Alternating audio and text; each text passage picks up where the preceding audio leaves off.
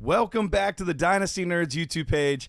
I'm Garret Price, and I had to bring my friend Kyle Yates back. We have gone back many, many years since we were both doing this. Didn't have any following, anything like that. We'd been doing content, and every year we end up getting together and do something. So I'm excited to have him back on the YouTube page. Kyle, how you doing, buddy? I'm doing great, man. Yeah, thanks for the invite. That was a text that came through the other day. You were like, hey, you want to jump on and do a Dynasty rookie draft? I think my response was within 30 seconds. Like, I'm in. Let's do it. Let's get the chance to talk some rookies with my good friend Price. So, yeah, man, I'm excited for this one. Awesome. Well, real quick before we get into everything, tell everybody what you have going on now, because you're doing some cool stuff. So I want the people to get to know what you're doing. Yeah, I appreciate that, man. Yeah, of course, you guys can follow me over on Twitter at KyleYNFL or X, at KyleYNFL, and then the YouTube channel. The YouTube channel is rocking here with rolling out some Dynasty rookie content over at Kyle Yates Fantasy Football, and yeah, we're just rolling through. Getting some. I got a video coming out here later today that should be out by the time that you guys are watching this, where I walk through an entire Dynasty rookie draft that I was in, a Superflex 14-team league, and I walked through some of the strategy and really just kind of walked through the entire thing, but with actual results, and it was a little bit interesting. I'll leave it at that. So, yeah, check that out over on YouTube at Kyle Yates Fantasy Football. Perfect. Well, we've got a 12-team Superflex mock draft that we're going to go through. Now, it's 5 minutes per pick for you and I, but the rest are just bots, so they'll go instantaneously. We'll have an opportunity to see who went, who didn't, who's available for us, and kind of who we like at each position. So let's go ahead and kick off the draft. We'll get things going here. Oh, that is loud. Let me turn that down. All right, so Caleb Williams, Marvin Harrison Jr., fairly chalk with the first two picks. Is this what you've been seeing in some order? Caleb Williams, Marvin Harrison with the first two picks? Yeah, I have not been thrown a loop yet in any of the Dynasty rookie drafts that I'm in where I've seen, another quarterback go here at the 1-2. It really has been Caleb Williams at the 1-1 and Marvin Harrison Jr. at the 1-2 in some order. You've got some teams that, are set at quarterback and they traded up for the 1-1, so they'll go with the wide receiver, but I think that, Caleb Williams, Marvin Harrison Jr., that's really, you can bet that's what you're going to see in your Dynasty rookie draft. All right, so for you, we don't have teams attached to this, right. and I like that specifically because I'm a big proponent of best player available. Even if I'm on a team where, I have 3 good quarterbacks already, I'm going to take the best available player, even if that happens to be a quarterback. Now, I know that there are other people that don't like that strategy. They say, look, I have needs. I only get so many rookie picks. For you, is it typically best player available, or do you factor in your team need a little bit into that? Yeah, I think that in one quarterback formats, the best player available is really the strategy that I'll go. So either running back or wide receiver. If there's a top tier running back, and obviously not in this class, but if there's a top tier running back, then I'm going to be leaning into that, even though I might be a little bit stronger at running back because I can make some moves after the NFL or after the rookie draft to be able to kind of shift around my team and shore up those positions. Versus reaching for a team need. In Superflex, especially at the top of the draft, I am typically more leaning into I'm taking the quarterback. Like I have been in so many Superflex leagues where I haven't valued or the position properly or built up that depth, and then I get hit with injuries. I mean, how many quarterbacks did we see get injured last year? Where at one point in a league, I was starting Mitchell Trubisky as my starting quarterback in a Superflex league, and he wasn't even starting for the Pittsburgh Steelers. Like, that's how bad my Dynasty roster was. Wow. And how bad it got hit with the quarterback position. So I'm willing to build in that depth because the quarterback position is so important in Superflex formats, and I've talked about this plenty.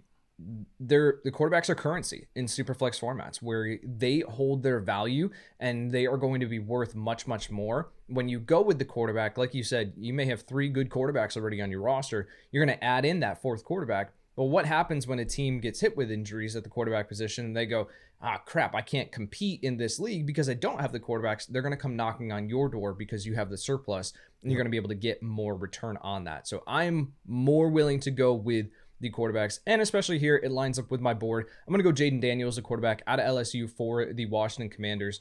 Gets the draft capital, obviously, and I think is landing in a pretty interesting spot where we've seen Cliff Kingsbury have really good success with Kyler Murray from a fantasy standpoint, that mobile rushing quarterback. And that's what Jaden Daniels brings to the table. I think that that's actually a pretty interesting comparison as far as what they could be for fantasy with Jaden Daniels and Kyler Murray. He gets Terry McLaurin. He gets Jahan Dotson. You got Luke McCaffrey there that could factor in out of the slot.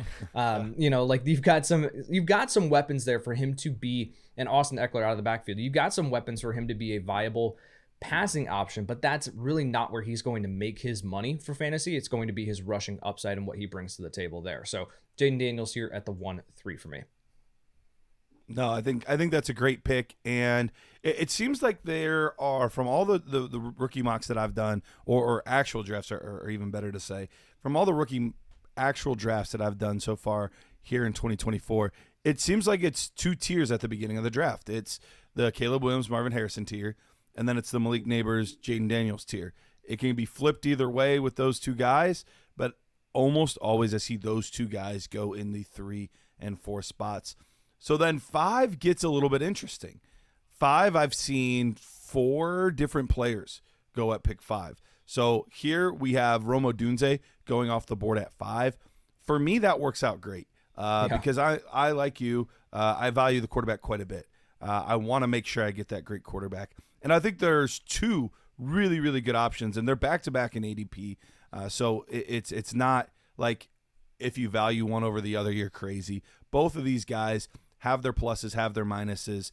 J.J. McCarthy obviously landed in a great spot with the Minnesota Vikings. He gets Justin Jefferson, Jordan Addison, T.J. Hawkinson, Aaron Jones out of the backfield. Like, it's a really, really good place. But I'm a bigger fan of Drake May. And I know that is not in vogue. I know that is not the popular answer. I know, in fact, since January, all we've seen is Drake May fall in people's minds like a little bit by little bit by little bit. But I really like what he brings to the table. He's a much better athlete than I think a lot of people give him credit for. He's got an incredibly strong arm. And look, I know Jalen Polk and Javon Baker aren't anything too exciting, but they're at least legitimate receiving options. It's going to take time for them to get going and get moving. And I think there was a reason that the Patriots had the opportunity to take multiple first-round picks, 3 first-round picks for Drake May, and they're like, nah, this is our guy. This is who we want. So I'm going to take Drake May here at pick 5. So J.J. McCarthy goes off the board next. Brock Bowers, that is more or less a tier. The top 8, I don't know that I've seen it change from that top 8. I think that's been the top 8 every single time. So then we get into pick 9. Xavier Worthy, obviously, he's flying up boards going to Kansas City. Brian Thomas with the first-round draft capital. Ladd McConkey, incredible landing spot with the LA Chargers. We've got Brooks, that he went to Carolina, the only second-round running back. Then we have Bo Nix, who's picked 12th, and Michael Penix, who is the biggest surprise pick that we've seen in years in the NFL draft, go to the Atlanta Falcons. So, Kyle, is there anybody here that you were like, man, at 2-3, I was really hoping I was going to get this guy, but they went just a little bit ahead of you? Yeah, I think that hoping would have been, and praying would have been Ladd McConkey, but I knew that there was almost a 0% chance that he was going to make it out of the first round. He is my wide receiver 4 in this class, and he was wide receiver 4 for me going into the NFL draft. So now knowing the landing spot, it's like, well, let's just keep him right there, right? Makes it easy. So the fact that he went off the board as the wide receiver 6 here, and that's typically what I'm seeing in my actual Dynasty rookie draft that I was in. I moved down from the 107 to allow someone, because I'm set on quarterback, I allowed someone to come up from the 113 to go get J.J. McCarthy, who was still on the board, and I moved down and got Michael Pittman Jr. in the trade down, and then secured Ladd McConkey with a minor trade up back to the 112. So, like, I am, and if I had stayed, if I hadn't been able to get that move, I would have absolutely been comfortable taking Ladd McConkey at the 107. Like, that's the value that I place on McConkey with his separation ability. He's going to step right into that offense. I mean, Garrett, like, 25% target share for McConkey by week 2 or week 3 in this offense is not ridiculous to say, right? Like, you've got Austin Eckler's gone, Keenan Allen's gone, Mike Williams is gone, it's Quentin Johnston, it's Joshua Palmer, and it's Kamani Vidal as your pass catching running back out of the backfield. Like, McConkey with his separation ability, even though the pass attempts for this offense is going to come crashing down under Greg Roman, it's still Justin Herbert. and still a wide receiver that can separate and get open routinely. So I'm really, really high on McConkey. He was someone that if he had been able to make it back here to the 2-3, I would have just been absolutely ecstatic and would have even potentially been looking to trade up to go get him with him sliding behind guys like Xavier Worthy and Brian Thomas Jr. Here at the 2-3, it was interesting. I was going to see where these quarterbacks went with Bo Nix and Michael Penix. I'm not the biggest fans of either one of them, but the draft capital is too hard to ignore. So that would have potentially been an interesting situation to potentially load up on either of them. But I've got them at 15, Penix at 15, and Bo Nix at 17 overall in my quarterback Superflex rankings, rookie rankings. Okay. But it all depends on, whether or not you need that quarterback. Then you go with the quarterback and you say to hell with the draft value. For me here at the 2-3, I'm going to go Keon Coleman. Now, I didn't know what to do with Keon Coleman going into the NFL draft. And I don't think we got a chance to talk about Coleman, so I'm not sure what your evaluation was on him. I loved the talent. I've actually seen him play in person at Michigan State. Absolutely love the talent level and love what he brings to the table. The question was, is the NFL going to value that? Like, we've seen the NFL consistently move away from valuing these big-bodied wide receivers that are contested catch artists and move more towards, hey, we value the separators. We're going to take Zay Flowers in the first round, even though he's 175, 180 pounds, because he can separate and he can create that separation at every level of the field. Coleman, that's not his game. He is going to be a guy that is going to go up and get the football, and he's going to be a true red zone threat. So I didn't know how the NFL was going to value him. Wouldn't have been shocked to see him go in the third round of this draft, but he ends up getting the massive draft capital there with pick 33 overall and gets the landing spot of the Buffalo Bills. Within structure, I don't know if Coleman's going to be the first target routinely, right? Like, if you're playing within the set structure of the play, I don't think that there's going to be many design plays for Keon Coleman on slant routes or on these, deep ends or whatever the case may be. I think those are going to go more towards Dalton Kincaid, Curtis Samuel, Khalil Shakir, these guys who can create separation more routinely. But man, when the play breaks down and when Josh Allen gets out to scramble, he's going to immediately start looking for Keon Coleman deep downfield. So I think the potential for 8 to 10 receiving touchdowns in year one is absolutely there for Coleman attached to this offense and with those plays that are going to break down. But a guy who's going to see 100 plus targets, I don't think that you're going to see that with Coleman. So you got to kind of weigh that out, but that's the reason why he's going here in the second round. Yeah, I struggle with Coleman a little bit, not because I don't think he's a talented player. I think he's a really freaking talented player. The issue that I struggle with is for somebody that has incredible ball skills, but he struggles with his release and he struggles with his route running, creating separation, like you said. I would have loved to see him go to a situation where he could have been the big slot. Yep. I think that would have been the ideal situation for him because now that doesn't matter as much. You're paired up against nickel corners, linebackers, safeties. You find that dead spot in the middle of the zone, in the middle of the field, and you make plays, you catch passes. Life is good. Is he going to be able to make plays on number one corners if he's the X receiver? And it looks like that's what they're going to want him to be. Because if you look at Curtis Samuel, Khalil Shakir, those are two guys that naturally fit as slot receivers. Yep. So I don't see a scenario where they move him into the slot. So I think that's my biggest concern. It wasn't with him as a player. It was, where is he going to play? And I think that's the thing that I worry about most. Yeah, so really quickly, Josh Norris of Underdog has done a fantastic job like coming through all of the press conferences. I don't know if you've seen this, but Brandon Beane actually said Keon Coleman will not play big slot for us. He will play as the X receiver on the outside.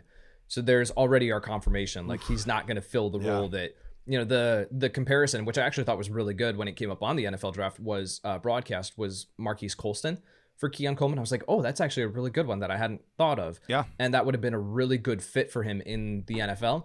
He's going to play on the outside. So that's why I say, like, I just don't think that he's going to be this guy that routinely within the structure of the play is going to create enough separation where Josh Allen's going to start looking for him and force feeding him targets like he did with Stephon Diggs.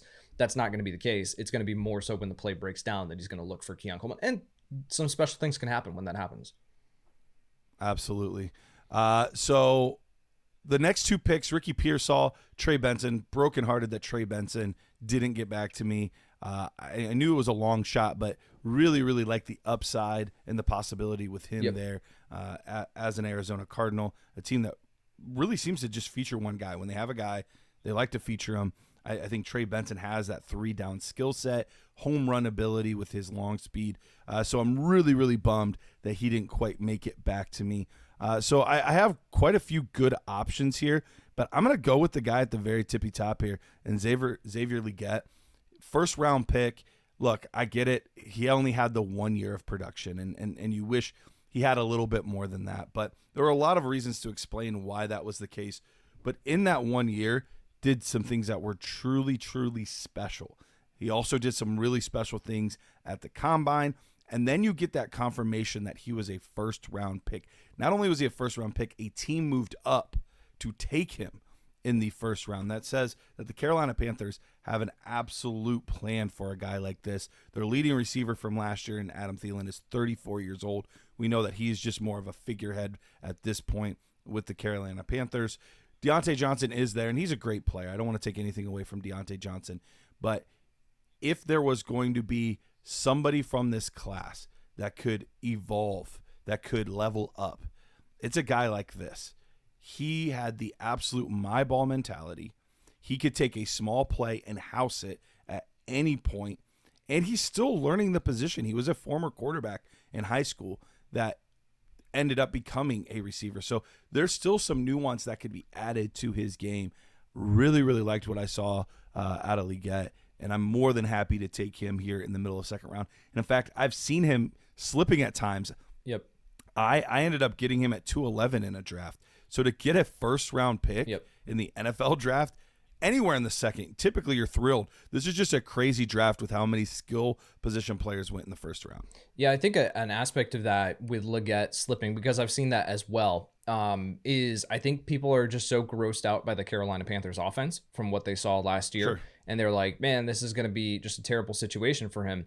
But this offense is going to look dramatically different than what it did last year, right? You got Adam Thielen now as your wide receiver 2, 3, arguably you got Deontay Johnson, Legette, and then Jonathan Brooks out of the backfield. You add JT Sanders as a tight end. This offensive line is pretty solid. Like Bryce Young now has what he needs. Sure, he could upgrade, we can always upgrade on it, but that's enough for this offense to now be competent versus what it was last year. And Bryce Young's a better quarterback than what we saw last year.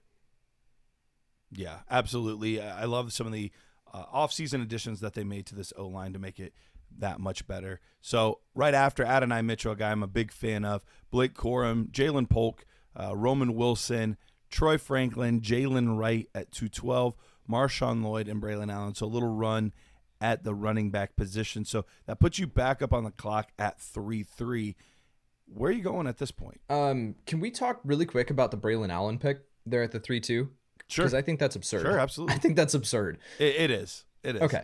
All right, cool. Just making sure that we're still in agreement here. 100%. Backing up Breece Hall, like there's no reason he should be going this high. No, and the fact that they also went with Isaiah Davis in this NFL draft. A round later. Is it who's going to be the running back 3 on this roster? Because I think Israel Abanikanda has a really good chance to be that running back 2, and he is a dramatically different running back than Braylon Allen. So I think, it's just a very, very weird situation. I think Braylon Allen deserves to go a lot later than this. And even behind another running back that I'm hoping can get back to me in the 4th round. We'll talk about him potentially. Okay, so here at the 3-3, looking at ADP, I think that I can get this running back who I'm very high on. I think I can get him later, so we'll see if he can make it back to me. But I'm going to go with the wide receiver position here, and I'm going to go with Jermaine Burton at this point because I have It's a good pick. Gone into some rookie drafts and been like, man, I think I can get Jermaine Burton later on in the 3rd round.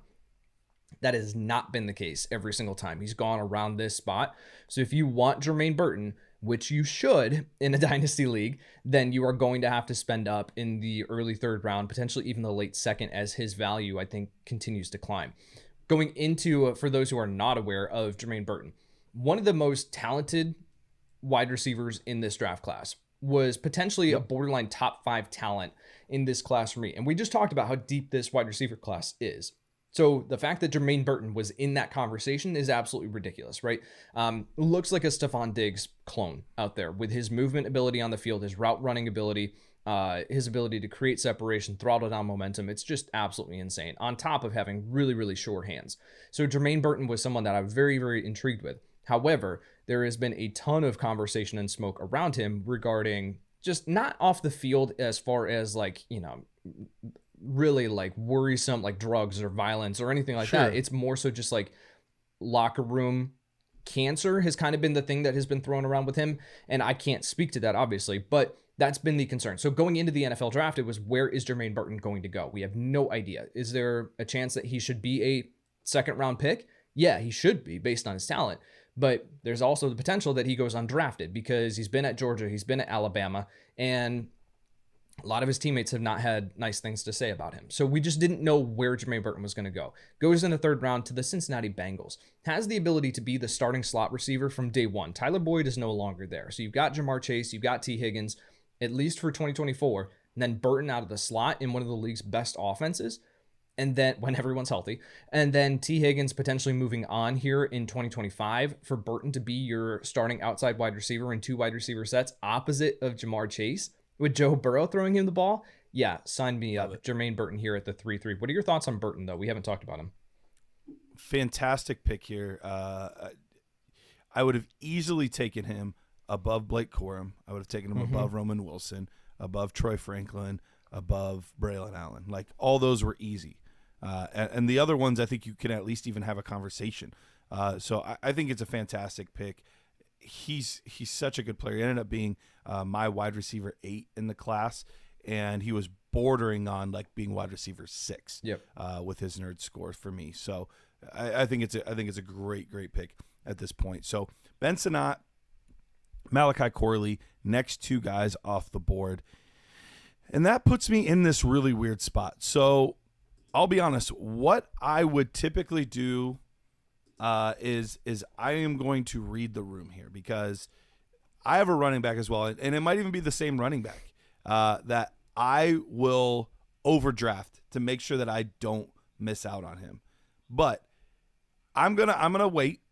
I'm not gonna take Rasheen Ali here, even though I normally would, because either A, you have him and you're gonna take him at 4-3, and I would love to hear you talk about him, or B, he's gonna fall to me at 4-6 because his ADP is very, very low, and it's much lower than it should be, to be completely honest. So with all that being said, I'm going to go ahead and go with Javon Baker here.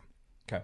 Reason I go with Javon Baker is, one, there's this weird little thing that always seems to happen where 2 guys get drafted from the same position, and the second guy always seems to end up being better for some reason. I know it's not foolproof. I know that the math on it probably doesn't check out 100%, but it seems like more often than not that's the case. But on a more real level and less speculative level, I actually had a higher nerd score on Javon Baker than I did Jalen Polk. Interesting. So I liked him slightly better as a wide receiver. It wasn't a drastic difference, but I did like him a little bit more. On an offense where there is nothing established, nothing. Like, who's to say he doesn't become their top receiver? Maybe he does, maybe he doesn't. I don't know. But in the 3rd round, screw floor. I couldn't care less about floor. Where's the ceiling? And the ceiling is the wide receiver 1 for a rookie quarterback on the New England Patriots. So for me, I think that's value there. I'm going to take him at 3-6. Yeah, I'll disagree with you a little bit here with Baker. He is someone that, I mean, here in the middle of the 3rd round, totally fine with that. I think the conversation of upside, I just don't know if I see that. He has the potential to climb this depth chart, but again, it's not a very strong and solid depth chart. So I think with Baker, just his long speed is a concern for me. His ability to separate, I didn't see that necessarily on tape. But when you're talking about one of the most sure-handed and reliable receivers in this draft class, that's where he shines. So I think that he's more of this wide receiver 3, wide receiver 4. For an NFL offense, my concern is just, okay, you got Kendrick Bourne there. You've got Jalen Polk, who's going to get the first opportunity because of the draft capital. And then Demario Douglas out of the slot. So just where is the potential for Javon Baker to really move up? He would have to take Kendrick Bourne's spot as the X receiver in this offense, in my opinion. And I just don't know if I see that happening right away. So, but again, we're in the middle of the 3rd round. We'll have to see. Yeah. Yeah, and it's a new head coach. Anytime there's a coaching change, any holdovers, they don't really stand a chance unless that's a great point. They are an elite player. So that to me, like, could Kendrick Bourne win out? Yes, and he probably should win out. But at this point, anything could happen, and I'll take the upside. Yeah, and to go to your point too, when you look at the other wide receivers, it's Jalen McMillan, Jacob Cowing, Tez Walker, and then the other that just went in between our picks, and then the other wide receivers that are now available are Brendan Rice, Malik Washington, who I really, really like, but not taking him in the middle of the third round. Luke McCaffrey, Johnny Will, like the wide receiver board kind of dries up really, really quickly. So yeah, why not take the chance on a guy who could climb that depth chart? All right, so here at the 4-3 for me, I said that I was hoping that this running back would make it back to me. It is not Rasheen Ali, because I think that you can easily take him at the 4-6, or potentially even, man, you could get him at the 5-6. Like, people are just so sleeping on Rasheen Ali. I think it's ridiculous. I'm going to go Ray Davis. The fact that Ray Davis is going a full round later than Braylon Allen, I don't understand that. I would take Ray Davis over Marshawn Lloyd, who went at the 3-1. Like, Ray Davis was my running back 5 going into this NFL draft. And I think a lot of people are going to be looking at Ray Davis and allowing him to slip to this point because of his age. That is one of the things. He is an older prospect. But yet at the same time, like, I want guys, especially in the 4th round, like, I don't care about your age. Like, in the 3rd, 4th round, I don't care about your age as a dynasty rookie, right? Like, that doesn't matter to me. I want production. And Ray Davis is set up to produce in a big way immediately. Like, the Buffalo Bills have been trotting out Latavius Murray, have been trotting out these rotational guys, these older veterans. Leonard Fournette, for goodness sake, got work in Buffalo last year. And they've been trying to find this bigger running back to be this goal line option, or the guy inside the 20, inside the red zone, because James Cook is not equipped for that role. James Cook is a fantastic running back in between the 20s. Once you get inside the red zone, he just does not have the size to be a true force. And that is where we're going to see Ray Davis enter into the conversation and potentially be the goal line option in this offense. Ray Davis is a good running back. I really, really liked his tape. The size that he brings to the table is going to be a factor around the goal line. And he's also a really solid pass catching option as well. Like, he was a diverse route runner. Kentucky was sending him out wide and allowing him to run routes deep downfield. You don't see that with college running backs. And so the fact that Ray Davis is still here at the 4-3, where he could be the RB2 for the Buffalo Bills and potentially be a 3-down workhorse if James Cook misses time, that's just absolutely insane to me. I will gladly take Ray Davis here at the 4-3. Absolutely. I think that's a fantastic pick. I agree with almost everything. I don't know that I'm quite with you on him being a better pick than Lloyd. Like, I would rather have Lloyd. I'm going to stick kind of with my evaluation of Lloyd, who I thought was a much better runner, even though we have similar size on the two guys. I liked Lloyd a lot better. But everything else you said 100%. The only thing I'll add to it is the other thing the Buffalo Bills have really been missing is at the end of games, they really struggle to close out games. Right. And part of the reason is they don't have a between the tackles grinder. They need somebody to be able to run the clock out. So Ray Davis could easily be a guy that, man, he's got 10 points on the day, and then 4th quarter comes, and all of a sudden now he's got 14 because they're just, hey, another 4 yards here, another 5 yards there, another 3 yards here, just grinding out that clock at the end of games. So sometimes you get a little bit extra from those guys in those late game situations. So really like that. I am going to go ahead and take my guy Rasheen Ali right here. His ADP is silly to me. Like, we look at where he went. He went to the Baltimore Ravens. And yes, Derrick Henry's there. Obviously, Derrick Henry's the guy. Like, there's no questioning that. But there is a question with, well, he is like crazy old. How much longer is he going to be able to produce? And right now, there's not really a lot else here. Keaton Mitchell is an exciting, electric guy, but that's all he's going to be. He's going to remain in that electric, exciting, 10-touch-a-game type of role. That's where he fits. Rasheen Ali could do more than that. Rasheen Ali, if something were to happen to Derrick Henry, could take over in an offense that, I mean, Gus Edwards was a top 5 running back in touchdowns last season. Like, they feature their running backs. They get their running backs the ball. So I really enjoyed his tape. I thought he was one of the more underrated backs in this class that just didn't get a lot of buzz. But you turn on the tape and you talk about a 3-down skill set. I mean, we see the guy flying down the sidelines, making one-handed catches, like true 3-down skill set from Rasheen Ali. And like you said, Kyle, like, there's nothing saying you even have to take him here. there's plenty of cases where I've seen him fall to the end of the 4th and beginning of the 5th round. So he is a crazy good value. I just like to make sure I don't miss out. So I try to, if I don't take him, 3, 12, 4, 1, I usually trade up to the middle of the 4th to make sure that I get him. Yep, for sure. Yeah, there's a gamble that you could play where you could let the entire rookie draft go by, and then you scoop him up off of waivers after your rookie draft is done. You drop it, an aging veteran or whatever the case may be, to just go scoop up all lead there. But we're talking about the 4th round of a dynasty rookie draft. Like, value goes out the window at this point. Like, you just get the guys that you feel like have a good chance to contribute right away, because otherwise these are going to be the players that you drop immediately for that next emerging player in dynasty that came out of nowhere that no one really saw coming. So I agree with that. We've got a little bit of a run on tight ends here. I'm not going to join that run. I will say, let's go back to Ali really quick, because you said Derrick Henry is crazy old. He's only 6 months older than I am, so I'm going to take a little bit of offense to that, brother. I had to look that up. I was like, crazy old. Oof, man. All right, am I getting to that age? Yes, I am. Here at the 5-3, I'm going to go with Luke McCaffrey. He is the best available prospect at this point, still available. And Johnny Wilson, Isaac Guerrero, Jamari Thrash, like all these guys, are they even going to see opportunity right away? I'm looking for the guys that are going to see the opportunity. They're going to get onto the field, and Luke McCaffrey has that potential with the wide receiver 3 in Washington is De'Ami Brown. Like, Luke McCaffrey can step into that starting slot receiver role. He got the draft capital, and he's shown the talent and movement ability. He's still just learning the position. So I think Luke McCaffrey is worth the gamble here at the 5-3. Otherwise, you're talking about, am I going to take Frank Gore Jr., who's the backup running back in Buffalo, or not even potentially going to make this roster? No, I'm not going to do that. I'm going to go with the guy who has the potential to contribute right away. Absolutely. I think it's a great pick. Anytime you take a 3rd round player. Yeah, I think he was picked 99. In the 5th round. Yep. Yeah.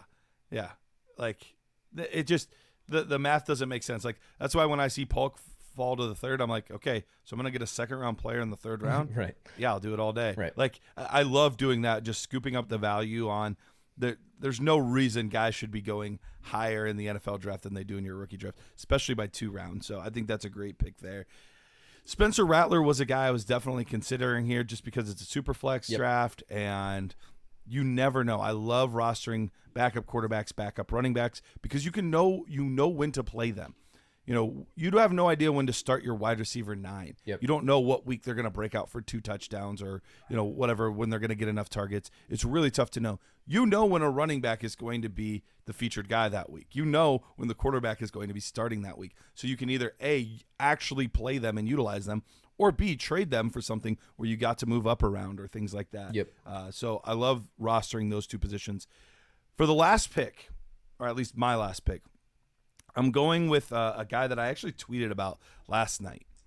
And to me, this is a super cheat code. All right. So if you're not paying attention, I'm neglecting the entire board. And I'm literally just going to type in Tracy. Tyrone Tracy. Oh, yeah. Who was fantastic pick. Drafted literally right after Rasheen Ali in the NFL draft. And arguably has He's 2,259 overall in Sleeper's ADP. It's a cheat code. That's it's a literal nuts. cheat code, because people will forget he exists because he was a 5th round pick. Yep. But look, of anybody on day 3, you could argue that he has one of, if not the clearest path to potential playing time. It's Devin Singletary, who's fine. There's nothing wrong with Devin Singletary, but this is a team that is sorely lacking playmakers.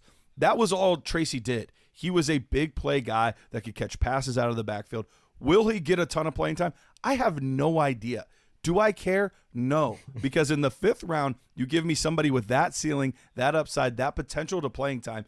And look, just the sheer fun of taking somebody that's 2,000 something ranked is more than worth it. So absolute cheat code on Sleeper right now. If you're in your rookie drafts, you can even wait till after the fact if you want to. You don't even have to draft him. Yep. But if you're drafting at 5'11", 5'12", or maybe just trade up to make sure you get him or whatever, he is an absolute cheat code right now on Sleeper. I love that call, man. Yeah, I think Tyrone Tracy, after Malik Washington went at the 4-8, I'm taking Tyrone Tracy.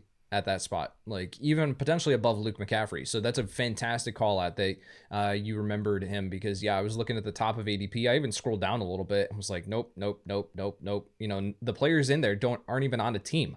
And Tracy, for some reason, is all the way down at 2,259.